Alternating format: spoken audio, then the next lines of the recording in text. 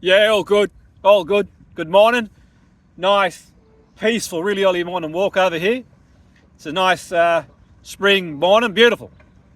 And I couldn't help reflect on what I reckon, you might think otherwise, what I reckon is the lowest point for football for Italy, in Italy's footballing history. It's got to be the lowest point. Fiorentina and Bologna getting knocked out of European competitions last night, and no Italian team in any European competition left.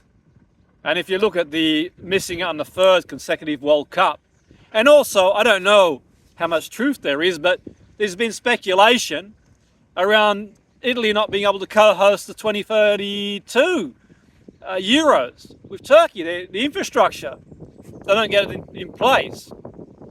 Like I said, I don't know how much truth there is in that, but wow, that is incredible. And I couldn't help reflect on my experience of watching Italy, my experience of going out there in '95 for some trials, and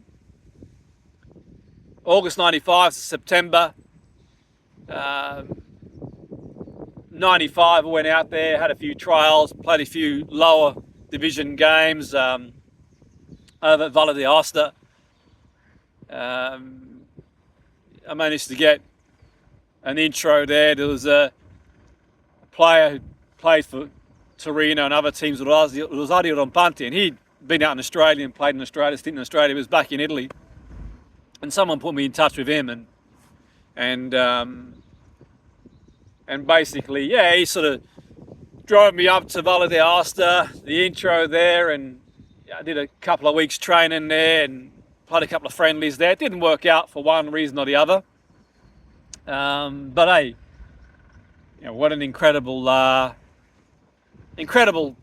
when I reflect back, what an incredible ground that was. You had the Alps in the background, and just sort of driving up there, when Rosario drove me up there, you drive them through and you can sort of see the Alps, and one of the most scenic places I've ever seen anywhere in the world, for that matter. But anyway, that's another story for another day. But the whole point is, if you told me then that Italy would be where they are now football-wise, it'd be like one of those Back to the Future moments. You think, really? You got to be joking. No chance. It was incredible, because even at that time, you'd play football on the streets as well, and parks and all sorts. I remember sort of like, playing in parks in Turin with groups of people. You have a game, you're playing for hours. Remember one time in Rome, I was on my way from Torino to Avellino to go see some family in Avellino and check out the football landscape there.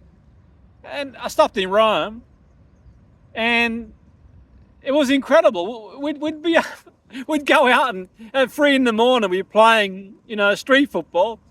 It wasn't a street where there were any cars or nothing like that, don't get me wrong, but we'd be, after being out all evening, be out there playing at 3 in the morning. It was incredible. You couldn't make it up. Got to Avellino, and I'd go for like runs and on the big mountains there, and every park or street court, whatever, there was football going on. It was incredible. The teams that they had at that point, the technicality, the training methods they had were just ahead of their time for me. To think that it is where it is now. I mean, I grew up watching Italian football. In the '82 World Cup, I was a youngster. I lived in a community where there was like a few Italian families, and we would all get together to watch the '82 World Cup in all hours of the morning. And it was incredible. It was a buzz. You'd get together, the coffee would be out, or the food would be out.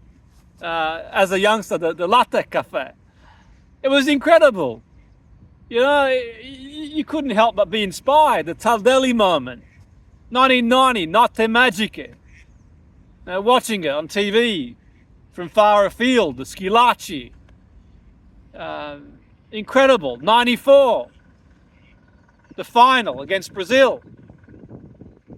Incredible moments, Italy winning the World Cup in 2006. And some of the teams, I mean, Serie A, I used to watch a highlights show every week. But before the highlights show, I'd have to try and tune in to listen in on radio wherever I could. There was a radio broadcast in all hours of the morning, and you could tune in to hear it. And I'd listen in to how Napoli were getting on. But it was incredible, like, you know, to think the Serie A in the 80s, in the 90s, and the players. Wow. This has got to be, for me, a historic low point for Italian football. And some of the sort of legends of the games in Italy have come out and said one thing or the other about what's wrong with the game then. I don't know personally.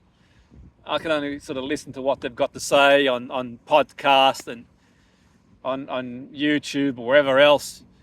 But to think that the game has gone to this point.